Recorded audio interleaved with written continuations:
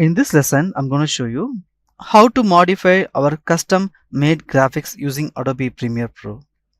Now before that, I just want to delete all those graphics. So I was selected all those video tracks and I was deleted. Now I'm going to create my own graphics. See, I'm going to add one rectangle. I was added and I'm going to expand the width. Yes, I can able to do that. Now after done that work, now what I'm going to do is I'm going to do alignment for this particular rectangle shape. Now to do the alignment, I come to this, the essential graphics tab. You can see here I have the option which is align and transform. I'm going to do alignment option here. So I come to this place. You can see if I want to make that into horizontal center, I can click here. You can see horizontal value I have set that into center, and for vertical also I can able to set that into center. Now I just move and place here. So if I click this option, this time you can able to see how I can able to set that particular object alignment into vertical center. I click here. You can able to see in vertical alignment I have that in a center point. Now I just want to align in a horizontal also to the center point. So I choose this option which is horizontal center. So this is how we can able to align that object in horizontal as well as vertical center position. Now if I have multiple objects, I'm going to add one more object here. I'm going to choose ellipse. You can see I got ellipse here. Now I increase the size, and I was choosing multiple objects here. So if you have multiple objects, you can use these options also. And before that, I just want to delete that. I'm going to use these options also. Like if I want to align with the top, I can use this option. You can see I can able to align at the top, and if I want to align at the bottom, I can choose that. And if I want to align at the center, I can use this option. The same way, if I want to align in the left, I can use this, and if I want to align in the right, I can use this, and if I want to align in the center, I can use this option.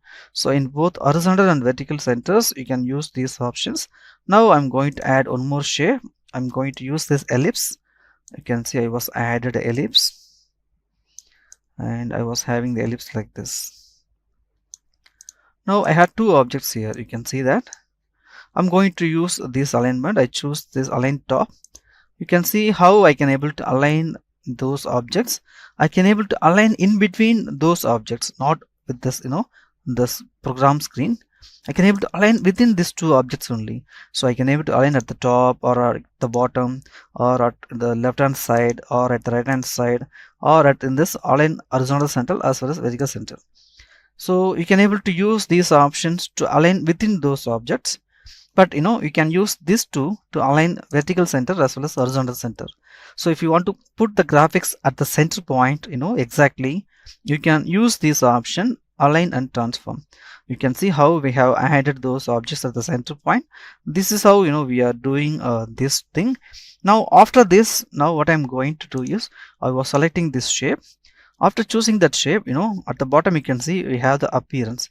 So here I can able to choose which color I want for that shape. Now I click this fill color and I can able to select what color it was required. You can see this looks really beautiful. And in the same way, if I want to add a stroke, I can use this option. First I have to enable this, so I just enable the stroke and I can able to add the stroke color. Right now we have the white, that's good. And I'm going to increase the stroke size here. So I just click and drag. You can see how we have the stroke dimension there.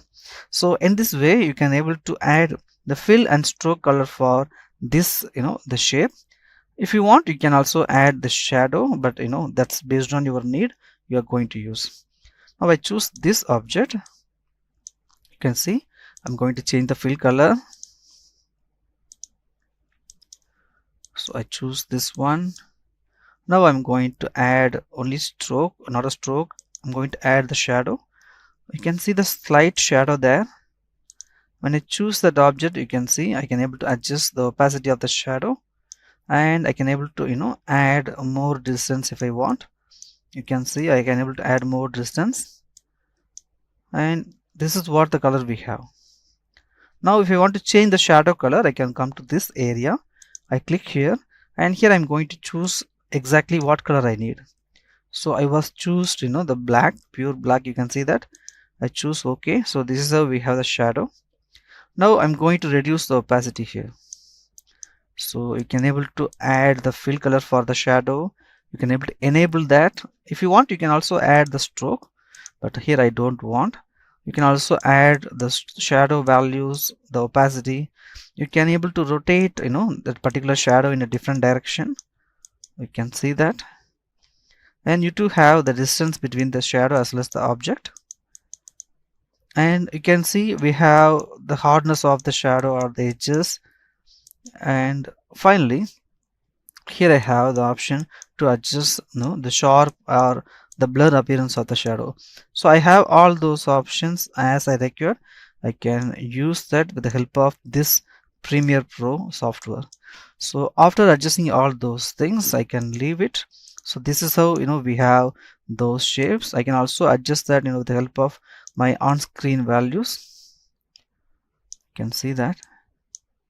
So I can use this to place any title or any other graphics in this Adobe Premiere Pro. Now after this I choose the same option. You can see I have few more options here. Like when I choose this object, after choosing this appearance, I come to this place, I click here once. So when I click there once, you can see how we have added those details. And if I want to add a minus, I can use this option, which is remove. So if you want to more stroke, I can use this option. For example, I enable this. Now you can see I have small white color stroke there. I want to increase the stroke value into 5.